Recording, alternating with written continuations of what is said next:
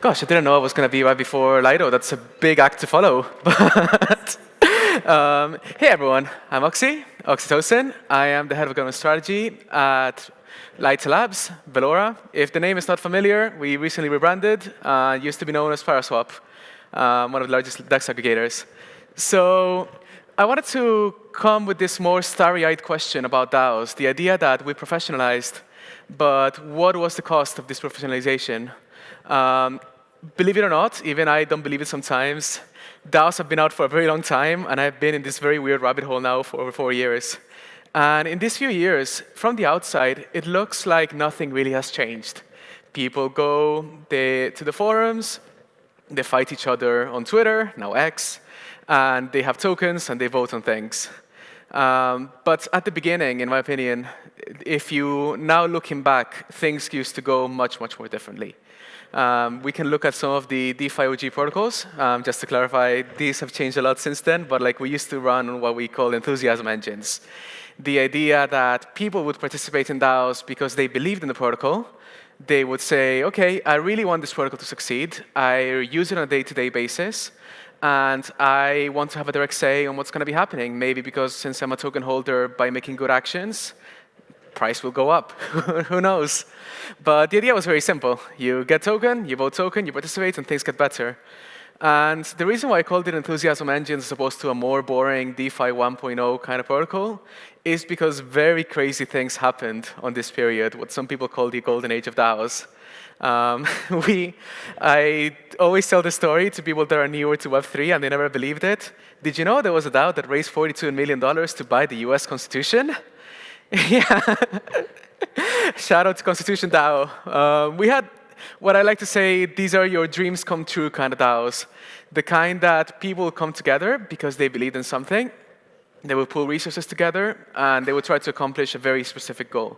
So the most egregious, at the same time, the most hilarious example is Constitution DAO, the idea of we are going to be getting together to get an auction, buy an original copy of the US Constitution to show people that DAOs work. Of course, since it's an auction, in the end, it was a bit hard because everyone knew exactly how much you could bid, so it was easy to outbid. But also you had people trying to buy other kinds of intellectual property. So a DAO that came together to get a copy of the lost, cancelled movie of Dune by Jodorowsky and try to get their own intellectual property going.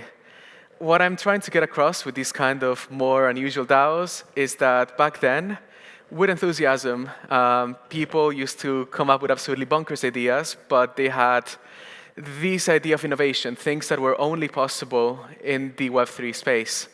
How else could you get all these people together, all these strangers on the internet, to pool resources together for something like buying the US Constitution? Would you just like get people on a Discord server and say, like, send me money on PayPal, and trust me, I'll actually buy this? No, but sadly, all good things come to an end, and there were a lot of problems from this time. We just had Kate talking about how DAOs are very fragile, and I have to agree with this. Goodwill is not anti-fragile. The more pressure you get on a project, especially these kind of like purely community-run and human-organized projects, the more likely they are to break. Especially on these early dates when people used to participate on a purely volunteer basis, with speculation maybe being the only compensation they received. People would start to work more and more on these things. You would have getting burnout. You would have to start thinking about more longer-term things. Obviously, this wasn't a problem for things like let's buy something and then be done. If it's an initiative that takes a few months and it doesn't work out, you dissolve the DAO and that's it. But what about protocols that are supposed to be running for months, years, maybe decades? How are you supposed to be running these things?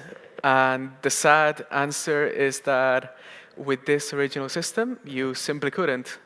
And usually I don't like to bring up this kind of negative examples, but I feel the one that really gets the point across is what happened with Compound DAO.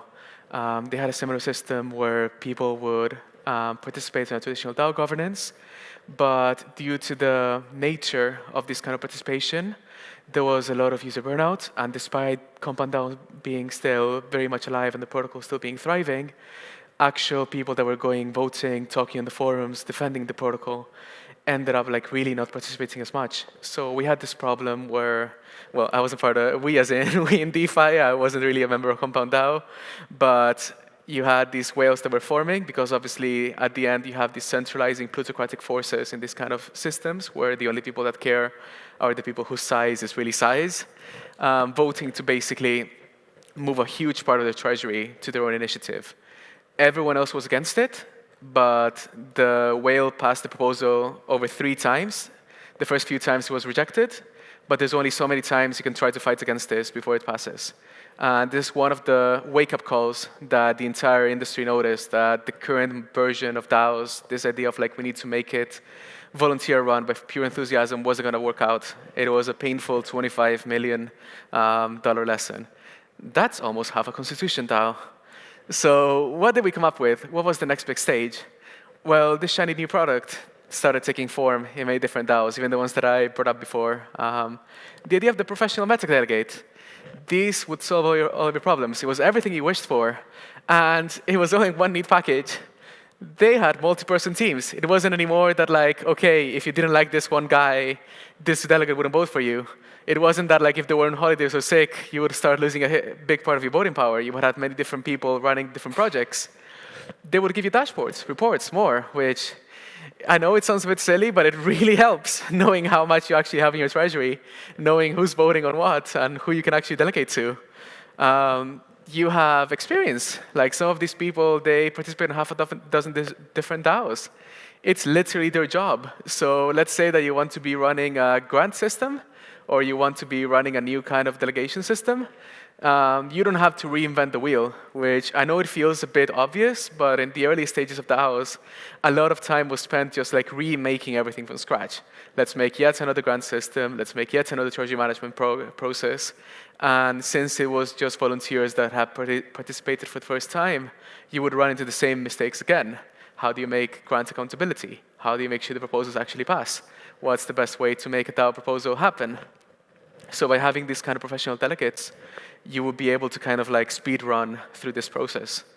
And this is the last, in my opinion, hidden benefit that people don't really talk about.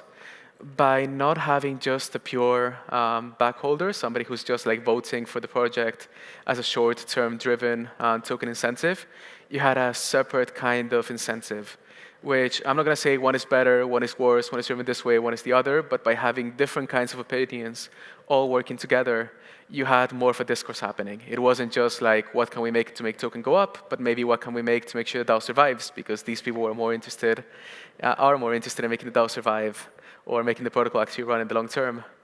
So yeah, you might be thinking, hey, Oxy, I joined this call to talk about the cost of delegates. What is the problem of professionalized DAOs? You're here glazing the professional meta delegate. You're here telling me they're all so good. So did you lie to me? Was this a bait and switch? And the answer is no. There is actually a cost. I'm not talking about the salaries. That would be a very boring talk. I'm talking about some of the things that we actually lost on the way.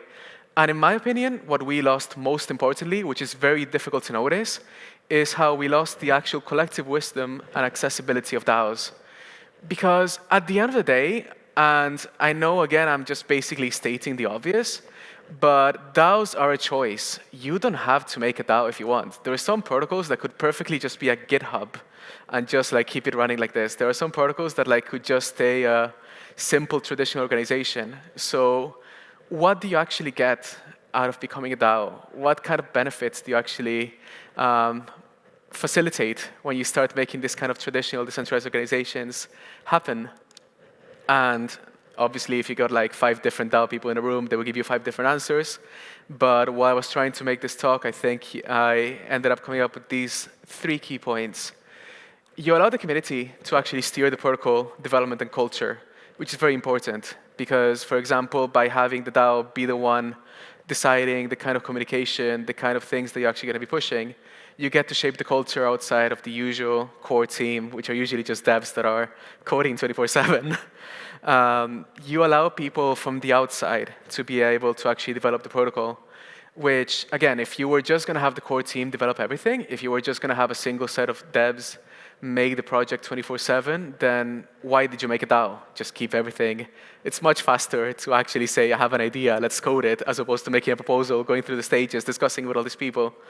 So a big advantage of DAOs is this idea of like maybe one team could be developing, let's say, a certain kind of front end. Another team could be making another kind of like grant distribution system, another incentive system. And they could all be acting independently, each one coming up with their own solutions. And it's especially the case, in my opinion, when it comes to protocol versus UI separation. I feel a very good example of this that I really like is what you see with Uniswap. You have the Uniswap pools being developed on one hand, and then you have front ends being developed by Unilabs, Oku, even DeFi Llama, even though they do a bit of everything. But by having this kind of redundancy, we see something that is simply not possible in Web2. This idea of like you have one protocol and you have a million different ways of selling it so the user can have their tailored experience. And DAOs can help coordinate this. Finally, you can actually get an edge over competing protocols by having these unique developments of the DAO. Again, going into real-life examples, I think the most obvious one that especially was the case a couple of years ago was the example of Arbitrum versus Optimism. When they both first released, when they were both stage 0 kind of rollups, they were essentially the same. They were all layer 2s that were general purpose. They all tried to get more or less the same thing, which was a general purpose from DeFi to NFTs kind of system. And DAOs really helped them get an edge one over another, be it in attention, the people that were developing. Optimism took a bit more of a foundation-run, micromanaged kind of system, where they would have a very strong grant system and retro funding to be able to drive people. And Arbitrum at the beginning, now things have been changing quite a while, quite a bit, but they try to go into like, okay, the community chooses. The community is going to be voting on what things are going to be happening. We're going to be able to get everything rolling. And this way, at least, we have a very different system compared to Optimism. It's undeniable, despite both of them being layer 2s on the Ethereum ecosystem, the cultures of the DAOs were like night and day. But professionalization actually kind of limits all of these three, in my opinion. It's true that it helps them get developed, but it also helps limit a lot of things. So for example, by having a more limited set of delegates actually running the day-to-day business, you reduce the number of voices that are actually participating in the community. If you have the same meta-delegate participating on like 10 different DAOs, can you really form this unique culture in your protocol? Would you have this kind of separation between Curve, Aave, Compound, if back then you would have like the same people participating on each one of them, delivering similar outcomes? Open question. I'm not going to say one way or another. In a similar way, if we wanted to professionalize the process, which I understand why we do it, we want to be able to make sure that everything is going to be flowing smoothly. But this also makes it a lot more difficult to get outside people actually participating because they had to be jumping through a lot more hoops. They have to be talking with specific stakeholders. Let's make sure, okay, we're still on time. We have to make sure that everything goes as expected because obviously we don't want another compound issue or we want people to actually know what they're voting for. But that can also limit what people are actually going to be participating in. As somebody who tried to apply to grants from many different protocols, some DAOs have gotten such a complicated grant system that at the end of the day, only a couple people that were already part of the delegation system know how to apply for them, because otherwise it's completely inaccessible, and you don't know how you get rejected for different things. And additionally, where's the edge, where's the innovation if you just like get the same boxed procedure into one another? If you come up with the same, like here's the nth different grant system that's going to be the same one that we deployed on all the different ones, what happened to the craziness that we saw on the Enthusiasm Engine days? Will we still have ideas like Venomics happening if we had the same teams always running the same things? In a way, it's a bit of a stabilizing force, the idea of professionalizing DAOs. It's true that by introducing professional delegates, we introduce the concept of stability. We suddenly are a lot more resilient to governance attacks. We have somebody to keep out on things like how is the DAO doing, how are these procedures going. Somebody's able to do the boring things. We can actually decide, no, you don't have a community member having to vote for the 11th time, okay, this distribution looks fine. We have the delegates now dealing with all these things. But on the other hand, we are now trending so much towards the stabilizing centralized forces that we are losing some of the edge that we had from the initial enthusiasm days, where actual community members could have a say. So I feel that going forward, we need to start raising this bar a bit more to be able to make DAOs actually a bit more than a fintech that is a lot more difficult to run. So to finish, I want to come up with some of the things that I've been observing, because as somebody who spends way too much time on X, I mean, it's literally my job now, I want to point out some of the things that you might have missed about things that some people are developing to make DAOs go forward. One of the most fun experiments that I got to play with was the Buttery Games experiment with optimism. So I brought up earlier that one of the advantages of the Optimism DAO is how they had the foundation really every season, like trying new things and like revamping their grants. This season, they made something that was based on Futurky. I only read it. I don't know how it's actually pronounced. But basically, you would have people come with play tokens now, in the future could be something else, actually say, I predict that this grant is going to be getting this much growth in the ecosystem. I feel this is going to be the outcome, and I put my quote-unquote money, I put my skin in the game for this to be happening. I bring this as an example, not saying that like everything is going to become like Polymarket, but I believe in the future by having these kind of abstracted games where you make the community have a say over specific outcomes, you take away the sameness that we used to have from old DAOs that only professionals could be handling. You can be abstracting it in a way that you can still be distilling the collective wisdom about what do you think this could be happening. Do you feel this is going to be good for the community? Without having them to go through a million different forums, forum proposals, or other kind of resolutions. Another thing, again, I didn't know Lyra was right here before me, so please, if I say anything wrong, if you're still in the audience, raise your hand, correct me, ratio me. But I see this increased separation happening more and more between the executing branch and the governance branch in future protocols. So in a similar way that we used to believe that everything had to be bundled together, front end, back end, DevRel, and then we noticed, actually, maybe we can have a team just doing smart contracts and another one doing something else. I feel something similar is going to be happening with DAOs. You're going to have, I don't want to call it entity because that's a very legally defined name, but you're going to have a group of people that are going to be working more on the DAO separation things.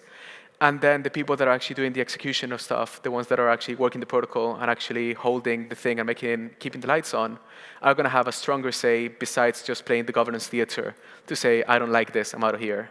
So again, not a Lyra DAO member, so I could be wrong on this one, but from what I understand, these dual governance parameters allowed staked ETH holders to actually have a say after a proposal passes, saying, I don't like this, I'm going to be stepping out of Lyra if this comes up.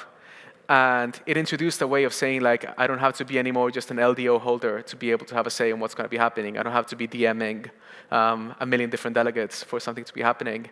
Now we have these two separations, and then the executing branch can say, okay, you know what, I'm out of here. And then just to finish, I put these ones together because it's a bit more of an open question that I wanted to finish this up with. Maybe the problem is not with how we are coordinating the tokens and delegates. Maybe it's simply that the way that we're currently structuring our DAOs is not really suited for these kind of like pseudonymous decentralized systems.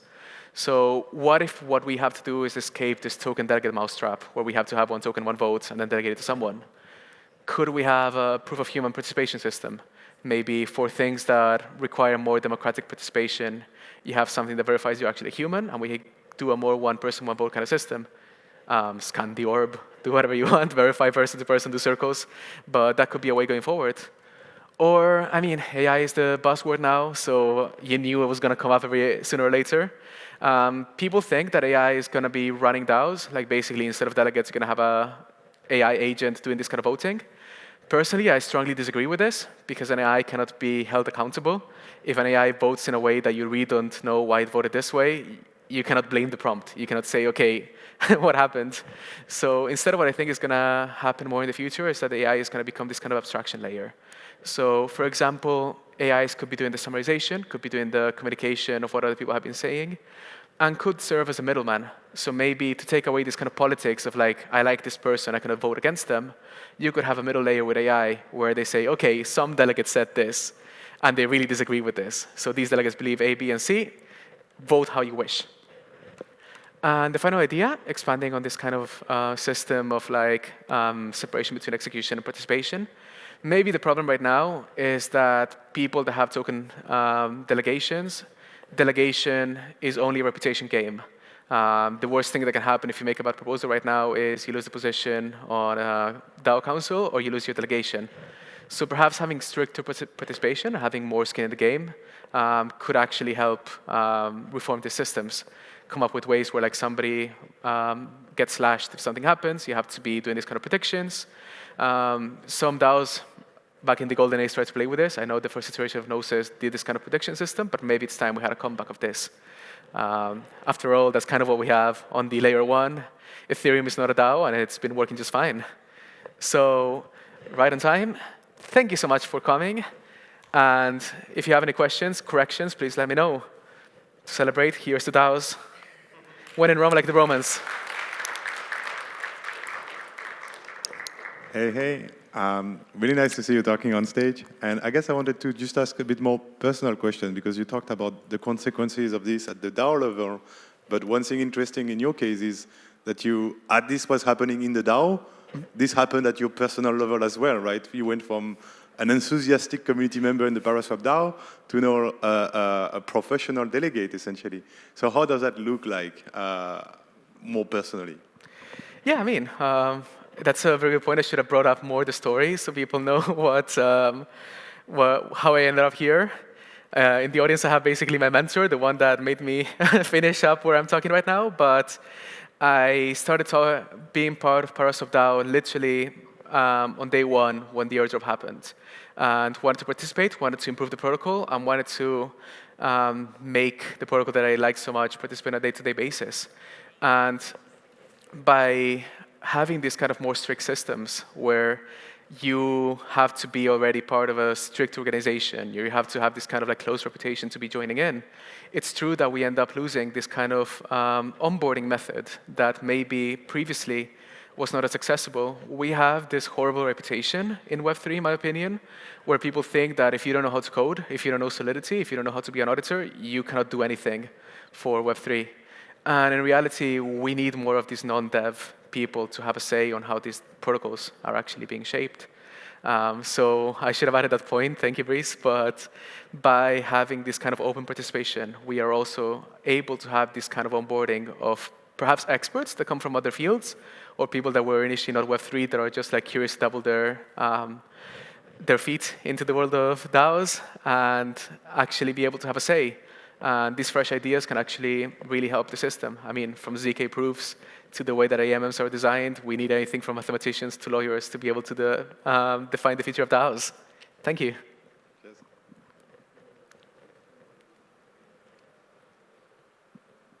Yeah. Regarding dual governance, I was actually the one who led the design of the system. Oh my God. Yeah, can I have your autograph? Can I have your autograph? Yeah, so you said everything correct. That said, dual governance doesn't solve the problem of like mediocrity, right? Because by providing escape hedge for stakers and like a way to say that I disagree and want to leave, it does protect from like really bad outcomes, attacks, but it doesn't actually solve the thing that like non-optimal decisions can be taken or mediocre, right? Because stakers usually don't care about like the DAO being really like competitive, because they can just switch to a competitor if there is a better one, right? And yeah, and futarchy also, I don't think it really solves this because like it plays well in the short term when you can objectively assess the change, right? But it doesn't allow you to bet on, I don't know, 10-year ahead like outcomes. So yeah, this is a really good question, and like I right now I don't have an answer how to solve that. And if any has any ideas, it will be great to chat, because like I think it's one of the most hard pressing problems Yeah. Yeah, Thank you. Thank you for the insight. I try to get it's always difficult to predict how the future is going to be going and which paths are going to be the golden path. So what I tried to get here was some breadcrumbs of things that I can see developing and how we can be going forward from this. So for example, what you mentioned with the current way of future key, it still has to be developed because you don't know what could be happening. So for example, some of the limitations with the optimism experiment is that it was priced in dollars. So people were speculating more about will the market go up and down in the next 3 months as opposed to the actual outcome of the grants. But that could be a way of abstracting, maybe not with future key, but maybe these games that take away the complicated part but still has an opinion. And also with dual governance, I agree that it's more of a, I heard it called a rage quit kind of system as well. But it's just a way that I saw the first steps of people saying, okay, maybe we can have systems that people get to have a say without having to directly have a voice in the day-to-day DAO operations. Because yeah, you're right. At the end of the day, these operators can always have other ways of signaling their dissatisfaction with the DAO. Thank you. Hey there. Hey. I want to thank you for making this talk, because I've been a delegate in Arbitrum for a while, a small delegate, and I've been feeling this transition in Arbitrum from a more enthusiastic community maybe a couple years ago to something more centralized now. I'm not sure if you're aware of the new vision that was posted by the foundation where the governance process is going to be different. And I was trying to articulate what you did in this talk, and I think you did a great job at articulating what are the dangers of too many professionalized delegates. My question is, what do you think about incentivizing exclusivity of delegates? You talked about the meta-delegate being, professionalized delegate across multiple DAOs, and then how can you really ensure that their interests are aligned if they're a delegate in Arbitrum and ZK Sync and Optimism and so on, right? So my question is, what do you think about having exclusive delegates to just one DAO? So, well, also to give more context, to be honest, what's been happening in Arbitrum has also been a very big catalyst of mine, because also these big changes have made it more difficult for me to keep up with Arbitrum DAO. I was also one of the first people to make my delegate platform on Arbitrum DAO, and I haven't been able to keep as much because of all the changes that have been happening. But going back to your question, I have a very biased answer to this because of what I've been trying to help out with Velora DAO with the new delegates that have been happening. Recently, we also launched this kind of professional delegates program. And one of the outcomes that have been developing from this is this kind of growth committee. The idea of having some key members of the DAO have a say of ways that we could be growing the protocol and be able to get an edge and be able to acquire the most number of volume of users possible. One controversial thing that we pushed on our side on Lighter Labs that delegates were not really aware of was that we asked, if you want to apply for this position, you're not able to participate in any other similar positions in similar DAOs or have any conflict of interest. Good. And it feels like I'm stating the obvious, but so many people applied and then said, this is the first time that I see a DAO have this kind of requirement. So getting back to your question, I feel that for delegation itself, I'd say it's not much of a problem because it's out in the open in the forums and everyone can see how you're voting and everyone can have your final opinion whether to delegate to the guy that's in competing DAOs or not. Once something is out on the forums, you can have literally everyone step in and say anything and delegate. But for the more innermost operations, when it comes to running things like the grants, running the growth, running these kind of things that your protocol actually depends on, I feel that exclusivity is going to be something that we're going to be seeing more and more. People actually having to state their allegiance. Because this idea of oh, I'm just here trying to push paperwork is not going to be helping in the long term grow any protocols. Thank you. I have another question. I've heard you mention some external checklist and frameworks that help delegate to do diligent work. But what about internal? Maybe you have some mental model ethical rules for yourself or other delegates you can think of that may highlight the moment when, okay, I can't do a great job as a delegate anymore for this DAO or at all, something like that. So you're asking like internal frameworks when you think yeah, like you're ready? you understand, okay, I'm burnt out, for example, or like, I love this project so much, I can't critique it anymore to the level okay, I it see what you needed to mean, be. Yeah. It's interesting because I feel that we have a very strong culture in Web3 where we push ourselves to the limits to the point that we end up hating the things that we ended up loving so much. So it's very common, for example, that's why we see so much hopping from very similar projects. People go from like one liquid staking project to one that's probably even technically worse just because it's new and it's something more exciting. When it comes to like when to decide to get onboarded, I'd say the bar to actually becoming a delegate is a lot lower than what people believe. People tend to have this opinion that to participate in a DAO, you need to know a lot more than what you do, when in reality a good delegate just needs to ask the right questions. They have to be just like, okay, do I understand what it's saying? Do I make a question that probably everyone is having but nobody's asking? That's already enough to start being a delegate. And going to your part of like internally deciding when you think it's enough or when it's time to step out, I feel that the biggest indicator for that is when forum discussions start being more about the state of internal management of DAO and of the delegates as opposed to the actual growth of the protocol itself. I've seen this happen in a million different DAOs. You have at the beginning these questions about like, let's grow this DAO, let's do this initiative, let's make this kind of staking system. And when they get burnt out, it starts being things like, this delegate did this, or this delegate did that, or I am upset with this. And once you start having this kind of infighting, you notice you spend more time talking about the process than talking about the protocol. I feel that's when you have to say, time out, okay, everyone, maybe let's gather a couple of weeks, think about what's going wrong, and maybe try to get something out. And final thing that I really enjoyed from some DAOs, it's starting to be normalized, the idea of standardizing voting periods and break periods. The idea of like most votes have to be happening at this time of the month, and you have this 2-week breakout period where you can reflect and think about these things. Because the other thing that tends to happen a lot is the constant cycle of votes really ends up like getting into you. Hopefully this helps. Thank you.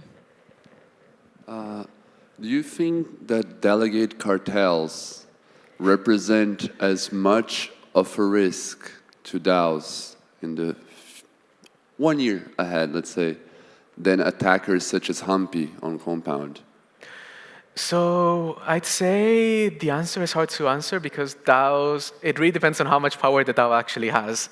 So if we're talking about these just like rubber stamping DAOs, where you make a proposal and you do these kind of procedures just for the foundation to execute something, then these kind of delegate groups are not going to be doing much because then the foundation steps in and says, you know what, I don't like this anymore, and takes away the whole theater. But then again, was it really a DAO if they could do this in the first place? The ones where you have actual treasury management and you have actual resources being spent, I feel it's going to be a much bigger risk, and that's why we are seeing this centralized, like this counterweight right now happening as well. Because you also have developers that are currently worried about their DAOs being captured by these kind of systems that are not really developing the protocol itself. And as we start developing the projects, more and more we need to focus into, I think I'm being called out, we need to focus more into actual protocol growth as opposed to just running the DAO as a normal community. All right. Thank you. All right. Thank you.